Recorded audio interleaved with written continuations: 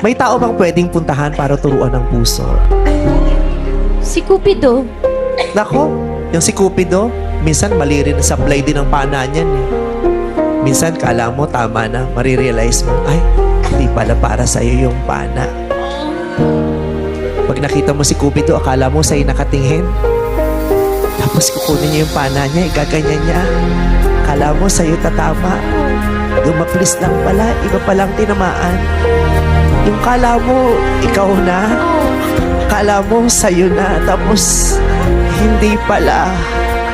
Di ba ang sakit nun? Tapos ang mas masakit pa yung makikita mo kung kanino tumama, tapos masaya sila.